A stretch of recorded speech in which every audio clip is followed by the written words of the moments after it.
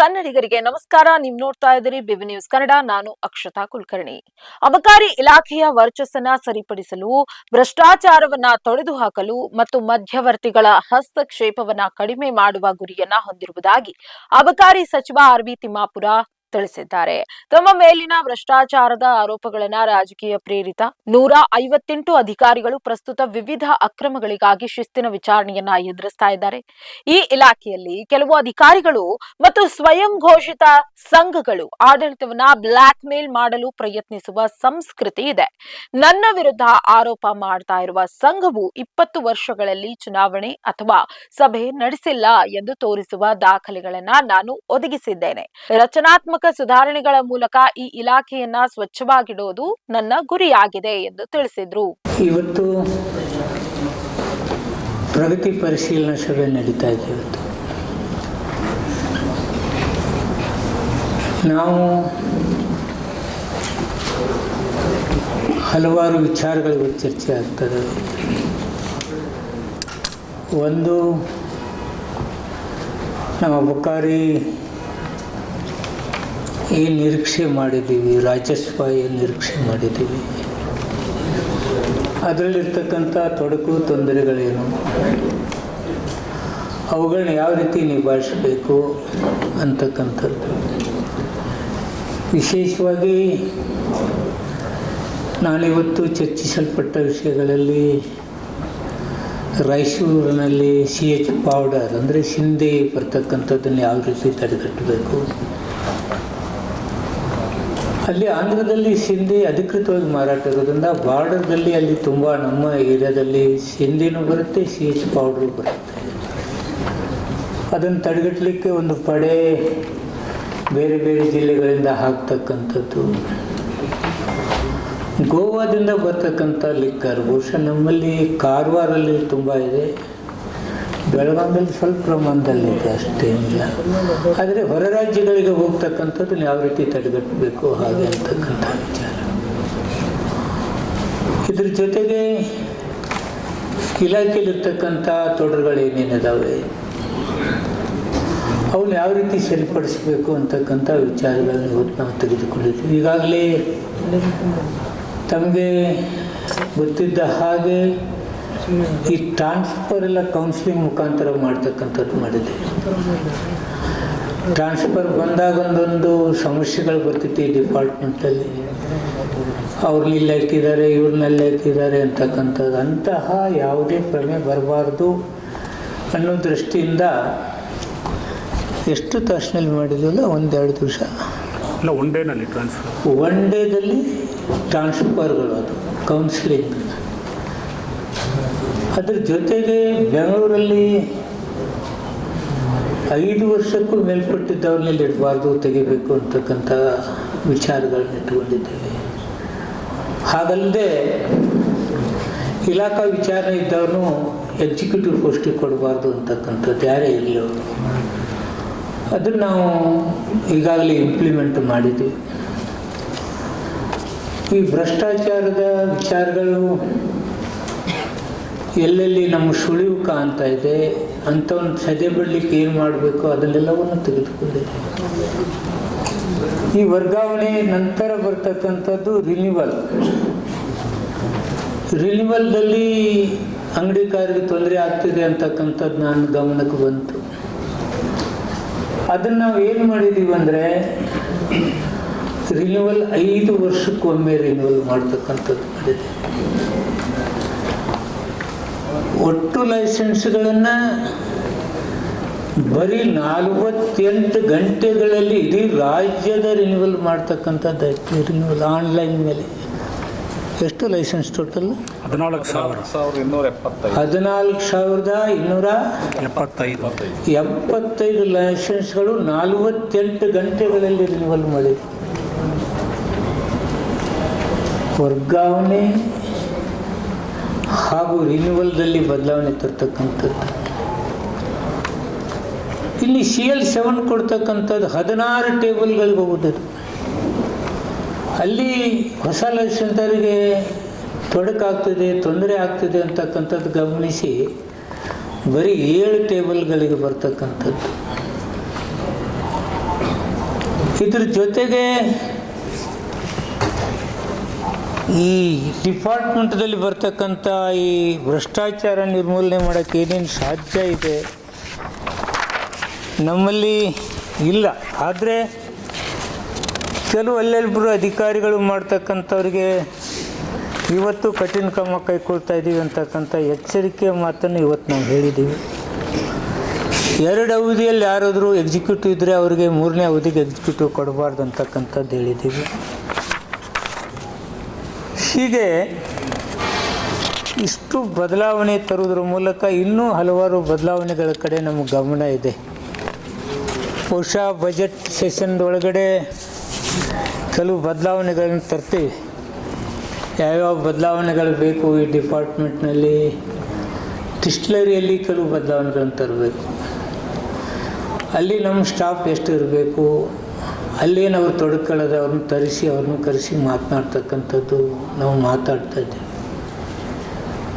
ಇನ್ನು ಇಲ್ಲಿ ethanol ಹೋಗ್ತಕ್ಕಂಥದ್ದು, ethanol ಹೋಗಲಿಕ್ಕೆ ಕೆಲವು ತೊಂದರೆಗಳಿದ್ದಾವೆ. ಇದು ಇಂಡಸ್ಟ್ರಿಯಲ್ ಹಾಗೂ ಡೊಮೆಸ್ಟಿಕ್ ಇಥನಾಲ್ ಹೋಗ್ತಾಯಿದೆ. ಅದನ್ನು ಕೆಲವು ಕಡೆ ಮಿಸ್ಯೂಸ್ ಆಗ್ತಕ್ಕಂಥದ್ದನ್ನ ಅಲ್ಲೆಲ್ಲಿ ಕೇಳಿದ್ದೀವಿ, ಅದನ್ನು ಸರಿ ಮಾಡ್ತಕ್ಕಂಥದ್ದು ಮಾಡ್ತಾಯಿದ್ದೀವಿ. ಈಗ ನಾವು ನಿರೀಕ್ಷೆ 40,000 ಕೋಟಿ ಅಂದಾಜು ನಾವು ಮಾಡಿದ್ದೀವಿ. ಇಲ್ಲಿವರೆಗೆ 33,000 ಕೋಟಿ 33,700 ಕೋಟಿ ಇವತ್ತು ಆ ನಿರೀಕ್ಷೆಗೆ ಇವತ್ತು ನಾವು ಮುಟ್ತಕ್ಕಂಥದ್ದಾಗಿದೆ. ನಮ್ಮ ನಿರೀಕ್ಷೆ 43,000 ಕೋಟಿ ಆಗ್ತಿದೆ ಅಂತೇಳಿತ್ತು. 40,000 ಕೋಟಿ ಅಂತೂ ಹಾಗೆ ಆಗ್ತಿದೆ ಅಂತಕ್ಕಂಥ ಭರವಸೆ ನಮ್ಮಲ್ಲಿ ಇದೆ. ಅಧಿಕಾರಿಗಳಿಗೆ ಈ ಡ್ರಗ್ಸ್ ಹಾವಳಿ ಏನೇನು ತಡೆಗಟ್ಟಲಿಕ್ಕೆ ಸಾಧ್ಯ ಇದೆ ಅದನ್ನು ತಡೆಗಟ್ಟಬೇಕಂತೇಳಿ ಹೇಳಿದ್ದೀವಿ. ಹಾಗೂ ಈ ಕೆಲವು ಕೇಸ್ಗಳು ಅಂಗಡಿಗಳಲ್ಲಿ ಮಾಡ್ತಕ್ಕಂಥದ್ದು, ಹೊರಗಡೆ ಕುಡಿತಕ್ಕಂಥ ಇಂಥವು ಕೆಲವು ನಾವು ಕೇಸ್ಗಳನ್ನ ಮಾಡಿದ್ದೀವಿ. ಒಟ್ಟು ಯಾವ ಕೇಸ್ಗಳು ನಡೆದೀವಿ ಹೇಳಿ ನಾಗರಾಜಪುರ ಎಲ್ಲ ಸಹಜವಾಗಿ ನಿರೀಕ್ಷೆ ಮಾಡ್ತೀವಲ್ಲ, ಈ ವರ್ಷ ಎಷ್ಟಾಗ್ಬೋದು, ಈ ವರ್ಷ ಎಷ್ಟಾಗ್ಬೋದು. 40,000 ಕೋಟಿ ಕರೆಕ್ಟಾಗಿ ಬರುತ್ತೆ. ಬಜೆಟ್ನಲ್ಲಿ ಹೇಳ್ತಕ್ಕಂಥದ್ದು 40,000 ಕೋಟಿ. ಅದ್ರ ಹೆಚ್ಚಿಗೆ ಬಂದರೆ ಒಳ್ಳೆಯದು. ಹೇಳಿದ್ನಲ್ಲ 34,000 ಇವತ್ತಿನ ಡೇಟ್ಗೆ 34,700 ಇಲ್ಲ ಜನವರಿ ಅಂತ 34,735.18 ಕೋಟಿ ಇವತ್ತಿನ ಡೇಟ್. 34,735.18 crore. ಇವತ್ತಿನ ಡೇಟ್ಗೆ ಜನವರಿ ಅಂತ್ಯಕ್ಕೆ 33,000 ಕೋಟಿ ಆಗಿರೋ ಜನವರಿ ಅಂತ್ಯಕ್ಕೆ. ಇವತ್ತಿನ ಡೇಟ್ಗೆ ಯಾವ ಜೊತೆ ಡೇಟ್ ಹೇಳಿದ್ದು ಒಂದು ಹೇಳಿದೆ, ಜನವರಿ ಅಂತ್ಯ ಒಂದು ಹೇಳಿದೆ.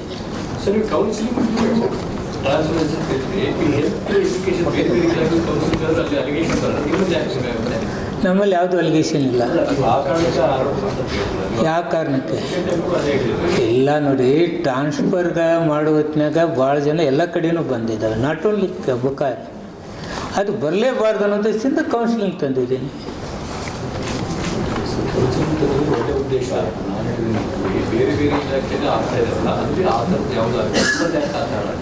ಇಲ್ಲ ಇದು ನೋಡಿ, ಎಲ್ಲ ನೌಕರಿ ನೀವು ಬರ್ದಿರಪ್ಪ ಪೇಪರ್ದಲ್ಲಿ ಎಷ್ಟೋ ಜನ ಬೇರೆ ಬೇರೆ ಇಲಾಖೆದು ಬರ್ದಿಲ್ಲ, ವರ್ಗಾವಣೆಯಲ್ಲಿ ಹಂಗಾಗಿದೆ ಹಿಂಗಾಗಿದೆ ಅಂತೇಳಿ ಬರ್ದಿದ್ದೀರಿ. ನನ್ನ ಇಲಾಖೆಯಲ್ಲಿ ಅದು ಬರಬಾರ್ದು ಅಂತೇಳಿ ತೆಗೆದು ಹಾಕಿದ್ದೀನಿ. ಸರ್, ನಿಮ್ಮ ಗಮನಕ್ಕೆ ಎಷ್ಟು ಭ್ರಷ್ಟಾಚಾರದ ಪ್ರಕರಣ ಅಧಿಕಾರಿಗಳ ವಿರುದ್ಧ ಗಮನಕ್ಕೆ ಬಂದಿದೆ? ಎಷ್ಟು ಜನರ ಮೇಲೆ ಕ್ರಮ ಕೈಗೊಂಡಿದೆ ಇಲ್ಲಿ ತನಕ? ಎಷ್ಟು ಅಧಿಕಾರಿಗಳ ಮೇಲೆ ಏನೇನು ಕೇಸ್ಗಳದಾವೆ ಹೇಳಪ್ಪ ಸುರೇಶ? 158 ಅಧಿಕಾರಿಗಳ ಮೇಲೆ ಶಿಸ್ತು ಪ್ರಕರಣಗಳು.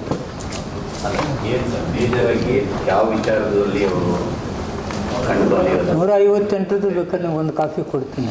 ಮೇಜರಾಗಿ ನಿಮ್ಮ ಗಮನಕ್ಕೆ ಬಂದಂಥ ಸಂದರ್ಭದಲ್ಲಿ ಯಾವ ವಿಚಾರಕ್ಕೆ ಸಂಬಂಧಪಟ್ಟಂತೆ ಅವರು ಕೈ ಹಾಕಿದ್ರು, ಅವ್ರ ವಿರುದ್ಧ ಶಿಸ್ತು ಕ್ರಮ ಆಗಿದೆ. ನೋಡಿ, ಲೋಕಾಯುಕ್ತ ಕೇಸಲ್ಲಿ ಈಗ ಇಬ್ಬರು ಇದ್ದಾರೆ, 3 ಜನ ಅಲ್ಲ,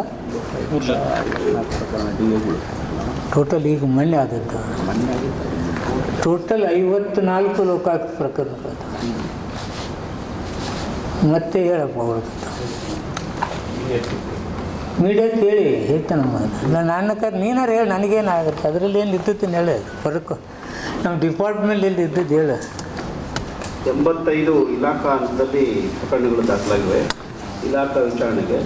ಹಾಗೆ ಸರ್ಕಾರದ ಹಂತದಲ್ಲಿ 19 ಪ್ರಕರಣಗಳು, ಲೋಕಾಯುಕ್ತ ಹಂತದಲ್ಲಿ 54 ಪ್ರಕರಣ, ಒಟ್ಟು 158 ಪ್ರಕರಣಗಳು. ವಿವಿಧ ರೀತಿಯ ಅಧಿಕಾರಿಗಳ ಲೋಪದೋಷಗಳ ಮೇಲೆ ಅವರು ಇಲಾಖಾ ವಿಚಾರಣೆ ಫೇಸ್ ಮಾಡ್ತಾರೆ. ಸರ್, ಯಾವ ಸ್ವರೂಪದ ಆರೋಪಗಳು ಸರ್? ಪ್ರಕರಣಗಳು ಯಾವ ಸ್ವರೂಪದ ಪ್ರಕರಣಗಳು? ಅವು ಎಲ್ಲ ಡೀಟೇಲ್ ಕೊಡಬೇಕಾಗತ್ತೆ ನಿಮಗೆ. ಡೀಟೇಲ್ ಬೇಕಾದ್ರೆ ಬರೆದು ಕೊಡ್ತೀನಿ, ಒಂದು ಕಾಪಿ ಕೊಡ್ತೀನಿ ಬಿಡಿ. ಡೀಟೇಲ್ ಕೊಡೋಣ ಬಿಡಿ, ಏನು ಬೇಕು ಎಲ್ಲದನ್ನು. ನಿನಗೇನು ಸ್ವಲ್ಪ ಕೇಳಲ್ಲ ನಾನು ಸರಿ. ಯಾವುದು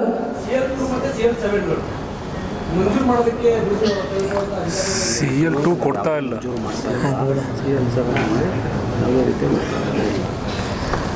ಈಗ CL2 ಅಂತೂ ಕೊಡ್ತಾ ಇಲ್ಲ. CL7ದಲ್ಲಿ 14 ಟೇಬಲ್ಗೆ ಹೋಗೋದು 7 ಟೇಬಲ್ ತೊಗೊಂಡು ಬಂದಿದ್ದೀನಿ. 16ರಿಂದ 7 16 ಟೇಬಲ್ಗಳಿಗೆ ಹೋಗೋದನ್ನು 7 ಟೇಬಲ್ಗಳಿಗೆ ಹೋಗಿ ತಂದಿದ್ದೀನಿ. ನಾನು ಇಮಿಡಿಯೇಟ್ ಈ ಮಾರ್ಕೆಟ್ ವಿಷಯದಲ್ಲಿ ಹೇಳಬಾರ್ದು, ಆದರೂ ನೀವು ಕೇಳ್ತಾ ಇದ್ದೀರಿ. ಆನ್ಲೈನ್ ತಂದಿದ್ದೀನಿ, ಎಲ್ಲವೂ ಆನ್ಲೈನ್ದಲ್ಲಿದೆ.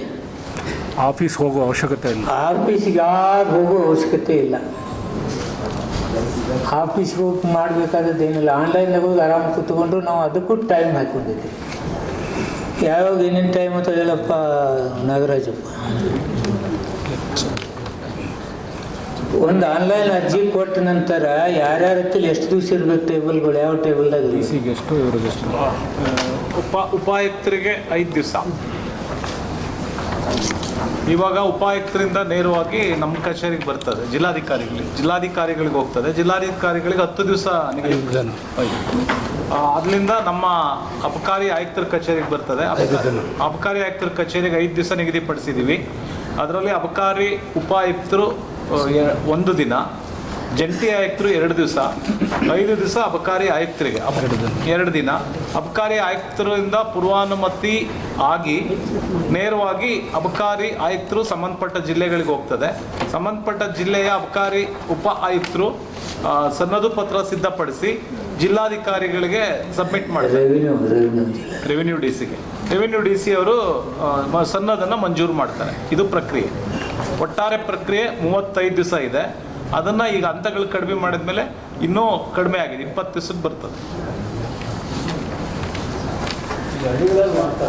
ಅದರಲ್ಲಿ ನಾವು ಸುಧಾರಣೆ ತಂದಿದ್ದೀವಿ.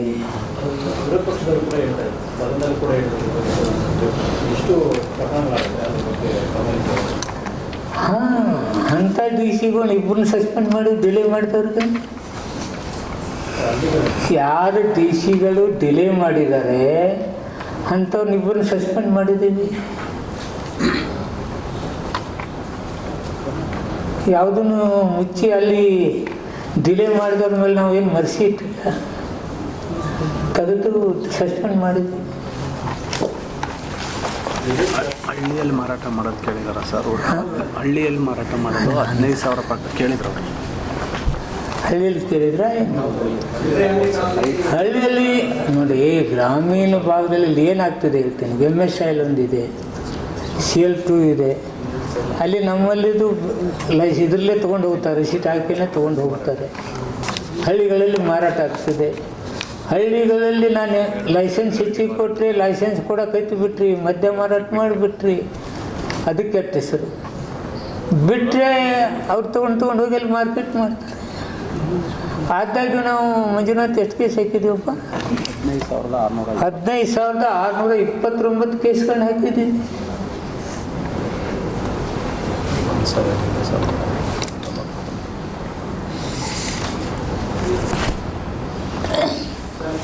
ನೀವು ಅಸೆಂಬ್ಲಿನಲ್ಲೇ ನೇರವಾಗಿ ಆರೋಪ ಮಾಡಿದ್ರಿ, ಯಾರು ನಿಮ್ಮ ರಾಜ್ಯ ಮದ್ಯ ಮಾರಾಟಗಾರರ ಸಂಘ ಅಂತ ಇದೆ, ಸಂಘ ಅಸ್ತಿತ್ವದಲ್ಲೇ ಇಲ್ಲ ಅಂತ ಸಂಘ ಆರೋಪ ಮಾಡಿದ್ದಾರೆ ಅಂತ.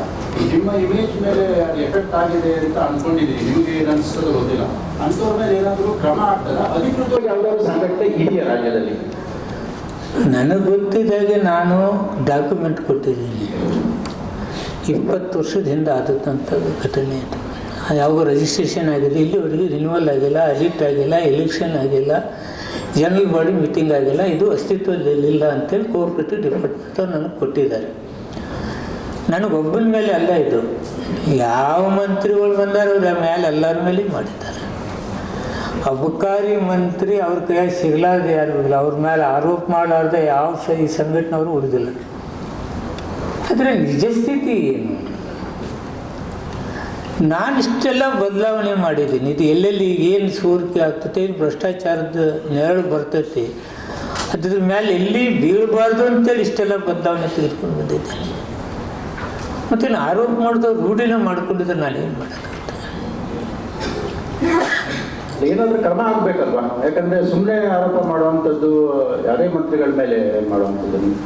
ರಾಜಕಾರಣಿಗಳಂದರೆ ಎಲ್ಲರೂ ಅಲ್ಲೊಬ್ಬರು ಮಾತಾಡ್ತಾರೆ, ಭಾಳ ಮಾತು ಕೊಟ್ಟು ಕೇಸ್ ಎಟ್ಮೆಂಟಿಗೆ ಮೇಲೆ ಆಗ್ತದೆ. ಹಿಂದಿನವ್ರು ನಾವು ಅಬಕಾರಿ ಮಂತ್ರಿಗಳು ಇವೇ ಕೇಸ್ಗಳು, ಟ್ರಾನ್ಸ್ಫರ್ದಲ್ಲಿ ಮಂತ್ರಿ ದುಡ್ಡು ಹೊಡೆದ, ಅಧಿಕಾರಿಗಳು ದುಡ್ಡು ಹೊಡೆದವು, ರಿನ್ಯೂವಲ್ದಾಗ ರೈತರವರು ಅಂಗಡಿಯವ್ರು ತೊಂದರೆ ಕೊಡ್ತಾರೆ. ಇವು ಮೇಜರಾಗಿ ಎಲ್ಲರಲ್ಲಿ ಬಂದದ್ದು. ನಾವು ಒಟ್ಟು ಹೆಸರು ಹೇಳಿದ್ದೀನಿ. ಸರ್, ಸದನದಲ್ಲಿ ನೀವು 8 ಅಬಕಾರಿ ಸಚಿವರ ಹೆಸರು ಹೇಳಿ, ಅಂದರೆ ನೀವು ನಿಮ್ಮ ಖಾತೆನೇ ಆತನ ಏನು ಆರೋಪನೆ ಯಾವುದು? ಆರೋಪ ಅದನ್ನೇ ಹೇಳಿದ್ನಲ್ಲ, ಇಂಥ ಆರೋಪಗಳು ಬರ್ತವೆ, ಅದು ನಾವು ಸರಿ ಮಾಡಬೇಕಲ್ಲ. ಯಾರು ಇದು ಕೈ ಹಾಕಲಿಲ್ಲ, ಸರಿ ಮಾಡಿದರೆ ಇಟ್ಟು ನಾನಿದ್ದಾಗ ಇದು ಬರ್ತಿರಲಿಲ್ಲ. ಈ ಸರಿ ಮಾಡೋ ಕೆಲಸ ನಾನು ಮಾಡಿದ್ದೀನಿ. ಎದೆದಕ್ಕೆ ಬರ್ತಾವ ಅನ್ನೋದು ನಾನು ಒಟ್ಟದು ಓದಿದ್ದೀನಿ. ನಾನು ಸೆಷನ್ದಲ್ಲಿ ಯಾರ್ಯಾರು ಏನೇನು ಮಾತಾಡಿದರು ನೋಡಿ. ಜಯಚ್ ಪಟೇಲ್ ಕಾಲದಲ್ಲಿ ಯಾರ್ಯಾರು ಮಾತಾಡಿ ಏನು ಮಾಡಿ ಡಿಸ್ಟಿಲರಿ ಪರವಾನಗಿ ಒಳಗಾಯ್ತು ಅಂತೇಳಿ ಹೇಳಿದರು. ಅವಾಗೆಲ್ಲ ಹೆಸರು ಹೇಳಿದ್ದೀನಿ, ಮತ್ತೊಮ್ಮೆ ಹೇಳಂದರೆ ಹೇಳ್ತಿದ್ದೀನಿ ನಾನು. ಉಳ್ಕಿದವರೆಲ್ಲ ರೇಣುಕಾಚಾರ್ಯ, ಸುಬ್ರಹ್ಮಣ್ಯ ನಾಯ್ಡು, ಯಾರ್ಯಾರಾಗಿದ್ದಾರೆ ಎಲ್ಲರದು. ನಾನು ಯಾವುದು ನಮ್ಮ ಪಾರ್ಟಿ ಅದು ಹಿಡ್ಕೊಂಡು ಎಲ್ಲರದು ಎಲ್ಲೆಲ್ಲಿ ಕೆಲಸ, ಎಲ್ಲೆಲ್ಲಿ ಆರೋಪ ಬರ್ತೈತೆ ಅಂತ ಟ್ರಾನ್ಸ್ಫರ್, ರಿನ್ಯೂವಲ್ ಆ್ಯಂಡ್ ಲೈಸೆನ್ಸ್, ಇವನು 3ಕ್ಕೂ ಕಡಿವಾಣ ಹಾಕಿದ್ದೀವಿ. ಅಧಿಕಾರಿಗಳನ್ನು ನಾವು ರೆಗ್ಯುಲರ್ ಇಟ್ಟಿಲ್ಲ. 5 ವರ್ಷ ಇಲ್ಲಿ ಬೆಂಗಳೂರಾಗಿರೋರ್ನ ಹೊರಗೆ ಹಾಕ್ತಕ್ಕಂಥ ಕೆಲಸ ಮಾಡಿ ಈ ಹೊಸ ಸಿಸ್ಟಮ್ ತಂದಾಗ ಕೆಲವು ಆರೋಪಗಳು ಬರ್ತವೆ. ಯಾಕಂದರೆ ಯಾವುದಕ್ಕಿಂತ ಭಾಳ ಮಂದಿ, ಕೆಲವು ಮಂದಿಗೆ ತೊಡಕುಗಳು ಆಗ್ತಾವುದರಿಂದ ಒಬ್ಬ ಮಂತ್ರಿಯಾಗಿ ನಾನು ಮಾಡಬೇಕಾದ ಒಳ್ಳೆಯ ಕೆಲಸ ನಾನು ಮಾಡಿದಾಗ ಕೆಲವ್ರಿಗೆ ತೊಡಕಾಗಿಬಿಡ್ತವೆ. ಈಗ ಹೊಸದಾಗಿ ತಗೊಳ್ಳಿ, ಈಗ ನಾವು ಹರಾಜು ಮುಖಾಂತರ ಕೊಡ್ತೀವಂದರೆ ಕೆಲವು ಅಂಗಡಿಯವರೆಲ್ಲರೂ ನಮ್ಮ ಮೇಲೆ ಬೀಳ್ತಾರೆ. ಇದ್ದ ಅಂಗಡಿಗೆ ತೊಂದರೆ ಮಾಡ್ತಾನೆ ತಿಮ್ಮಪ್ಪರು ಅಂತೇಳಿ ನನ್ನ ಮೇಲೆ ಬೀಳ್ತಾರೆ, ನನ್ನ ಮೇಲೆ ಪ್ರತಿಭಟನೆ ಮಾಡ್ತಾರೆ, ನಮ್ಮ ಮೇಲೆ 1 ಹೇಳಂದರೆ 100 ಹೇಳ್ತಾರೆ. ಬಟ್ ಹೆಚ್ಚು ಗೌರ್ನಮೆಂಟ್ ಸುಧಾರಣೆ ತರಲಿಲ್ಲ ಅಂದರೆ ನಾವು ಅದಕ್ಕೆ ಹೆದರ್ಕೊಂಡು ಕೂತ್ಕೊಂಡಂಗಾಗತ್ತೆ. ಸುಧಾರಣೆ ತರೋದ್ರಂತ ಪ್ರಯತ್ನ ಮಾಡೋಣ. ಅವ್ರದ್ದು ಯಾರಾದರೂ ತೊಂದರೆಗಳಿದ್ದರೆ ನನ್ನ ಹತ್ರ ಬಂದು ಚರ್ಚೆ ಮಾಡಲಿ. I am ready to solve the problem. ನನಗೇನಾಗಬೇಕಾಗಿದೆ, ನಾನೊಬ್ಬ ಸರ್ಕಾರದಲ್ಲಿ ನಾನೊಬ್ಬ ಮಂತ್ರಿಯಾಗಿ ಯಾವ ಖಾತೆ ನಿಭಾಯಿಸ್ತೀನಿ ಅದನ್ನು ಸಮರ್ಥವಾಗಿ ನಿಭಾಯಿಸಬೇಕು. ಸರ್ಕಾರಕ್ಕೆ ಒಳ್ಳೆಯ ಹೆಸರು ಬರಬೇಕು, ಜನತೆಗೂ ಇದರಿಂದ ಕೆಟ್ಟ ಪರಿಣಾಮ ಬೀರಬಾರ್ದು ಅಂತಕ್ಕಂಥ ಭಾವನೆನೇ ನಂದು ವಿನಃ ಇದು ತೊಂದರೆ ಮಾಡೋದು. ಈಗ ನಾನು ನಿಮ್ಮನ್ನು ಕೇಳ್ತಿದ್ದೀನಿ, ಇಲ್ಲ ನಿಮ್ಮ ಡಿಪಾರ್ಟ್ಮೆಂಟ್ದಾಗ ಈಗ ಮಾಡಿ, ಹೀಗೆ ಮಾಡೋದ್ರಿಂದ ಸುಧಾರಣೆ ಆಗ್ತೈತೆ. ಯಾಕಂದ್ರೆ ನೀವು ಸಾರಿ ಎಲ್ಲ ಈ ಮಂತ್ರಿಗಳು ಹೋಗಿರ್ತೀರಿ, ಕೆಲವು ತಪ್ಪುಗಳನ್ನ ತಿಳ್ಕೊಂಡಿರ್ತೀರಿ, ನನ್ನ ಇಲಾಖೆ ತಿಳ್ಕೊಂಡಿರ್ತೀರಿ. ಇಂಥದ್ದು ಮಾಡೋದ್ರಿಂದ ಇನ್ನೂ ಎಫೆಕ್ಟಿವ್ ಆಗ್ತೈತೆ ಅಂತ ಹೇಳಿದ್ರೆ ನಾನು ನಿಮ್ಮ ಸಲಹೆಯನ್ನು ಸ್ವಾಗತ ಮಾಡ್ತೀನಿ, ಅನುಷ್ಠಾನ ಅವೆಲ್ಲ ಇರ್ತಾವಲ್ಲ ಭಯ್ಯ. ಅಧಿಕಾರಿಗಳು ಇರ್ತಾರೆ, ಮತ್ತೊಂದು ಇರ್ತಾರೆ, ಸ್ವಾರ್ಥಕ್ಕೆ ನಮ್ಮ ಹೆಸರು ಉಪಯೋಗ ಮಾಡ್ಕೊತಾರೆ. ಮತ್ತು ಮಂತ್ರಿ ಹೆಸರು ಹೇಳಿಲ್ಲ ಅಂದ್ರೆ ದುಡ್ಡು ಬರಬೇಕಲ್ಲ.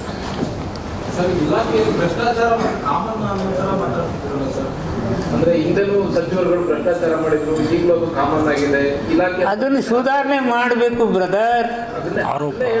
ಆರೋಪಗಳು ಏನು ಬರ್ತಾವಲ್ಲ ಅದನ್ನು ಸುಧಾರಣೆ ಮಾಡಬೇಕು, ಆರೋಪಗಳು ಬರಲಾರ್ದ ರೀತಿಯಲ್ಲಿ ಮಾಡಬೇಕು ಅನ್ನೋದೇ ನನ್ನ ದೇಹ. ಅದನ್ನ ನೀವಂತರ ಕಾಮನ್ ಅನ್ನೋ ಥರ ಮಾತಾಡ್ತಾ ಇದ್ದೀರಿ.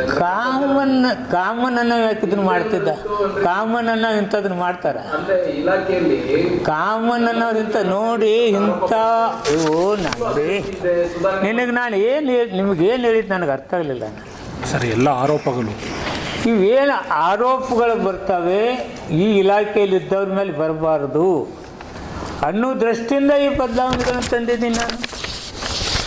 ಈ ಆರೋಪಗಳು ಕಾಮನ್ ಅಂತ ಹೇಳಕತ್ತಿಲ್ಲ ನಾನು. ಆರೋಪಗಳು ಅದೇನು ಹೇಳಿದರೆ 100 ಅದಾವೆ. ನಮ್ಮ ಮೇಲೆ ಇತ್ತು ರಾಜೀನಾಮೆ ಕೊಡೋಣವ್ರು ಎಲ್ಲರ ಮೇಲೇನೂ ಅದಾವೆ. ಲೋಕಾಯುಕ್ತ ಕೇಸ್ಗಳು ನಡೀತಾವೆ ಇನ್ನೂ ಅವ್ರ ಮೇಲೆ. ಅವ್ರು ನನ್ನ ಕೇಳ್ತಾರೆ, ಯಾರೋ ಒಬ್ಬ ಅಧಿಕಾರಿ ಹೇಳಿದಾನೆ ಯಾಕೆ ಕೊಡಬೇಕು, ತಿಮ್ಮಪ್ಪ ರಾಜೀನಾಮೆ ಕೊಡಬಾರ್ದು ಯಾಕೆ ಅಂತೇಳಿ ಕೇಳೋರು ಇದ್ದಾರೆ. ಅಂಥವ್ರು 100 ಜನ ಅದಾವೆ ನನ್ನ ಹತ್ತಿರ. ಆಡಿಯೋ ಮಾತಾಡಿದ ಮುಂದಿಟ್ಟಿದ್ದು ಫೇಕ್ ಅಂದವರು ನನ್ನ ಹತ್ತಿರ ಇದೆ. ಅವ್ರಿಗೇನು ಯಾರು ನನ್ನ ರಾಜೀನಾಮೆ ಕೇಳೋರು? ಅವ್ರಿಗೆ ನೈತಿಕತೆ ಬೇಕಲ್ಲ. ಎಲ್ಲರೂ ಕೇಸ್ ಇಟ್ಕೊಂಡು ತಿಮ್ಮಾಪುರ ರಾಜೀನಾಮೆ ಕೊಡಂತ ಹೇಳೋದು. What is this? ನೋಡಿ, ನಾನು ಕ್ಲೀನಾಗಿ ಹೇಳ್ತಾ ಇದ್ದೀನಿ, ಈ ಡಿಪಾರ್ಟ್ಮೆಂಟನ್ನು ತಯಾರಿ ಹೆಂಗಪ್ಪ ಅಂದರೆ ಇದು ಕ್ಲೀನ್ ಇರಬೇಕು. ಏನೇನು ಸಾಧ್ಯ ಐತೆ ಅದನ್ನು ಬದಲಾವಣೆ ತರಬೇಕು. ಈ ಡಿಪಾರ್ಟ್ಮೆಂಟಕ್ಕೆ ಒಂದು ಒಳ್ಳೆಯ ಹೆಸರು ತರೋಕ್ಕೆ ಏನು ಸಾಧ್ಯ ಐತೋ ಅದನ್ನೆಲ್ಲವೂ ನಾವು ಮಾಡಲಿಕ್ಕೆ ತಯಾರಿದ್ದೀವಿ. ಸರ್, ಬಿಜೆಪಿ ಆರೋಪ ಮಾಡೋದನ್ನೇ ಒಬ್ಬ ಅಧಿಕಾರಿನೇ ಗಂಭೀರವಾಗಿ ಆರೋಪ ಮಾಡೋದಕ್ಕೆ ಇದಕ್ಕಿಂತ ಸಾಕ್ಷಿ ನಿಲ್ಬೇಕಂತ ಆರೋಪ ನನ್ನ ಉಪಯೋಗ ಮಾಡ್ಕೊಳ್ಳೋಕೆ ನಾನು ಹೇಳಿದ್ರೆ ನಿಮ್ಮ ಪೇಪರ್ದಾಗ ಬರೋಕೆ 10 ಲಕ್ಷ ತೊಗೊಂಡೆ ಅಂದರೆ ನಿನ್ನ ಮೇಲೆ ಕ್ರಮ ಆಗಬೇಕಾ? ನಾನೇ ಹೋಗ್ತೀನಪ್ಪ, ಹೌದಪ್ಪ ಅವ್ನು ನನಗೆ ಹೇಳಿದ ನಾನು ಪೇಪರ್ದಾಗ ಹಾಕಿದ್ರೆ ಒಂದು 10 ಲಕ್ಷ ಕೊಡತ್ತೆ ಹೇಳಿದ್ರೆ ನಿನ್ನ ಮೇಲೆ ಕ್ರಮ ಆಗತ್ತೇನೆ? ಫೇಕಲ್ಲಿ ಏನು ರೀ, ತನ್ನ ಸ್ವಾರ್ಥಕ್ಕೆ ನನ್ನ ಹೆಸರು ದುರುಪಯೋಗ ಮಾಡ್ಕೊಂಡವರು ಇಂಥ ಅಧಿಕಾರಿಗಳು ಎಷ್ಟು ಜನ ಇಲ್ಲ.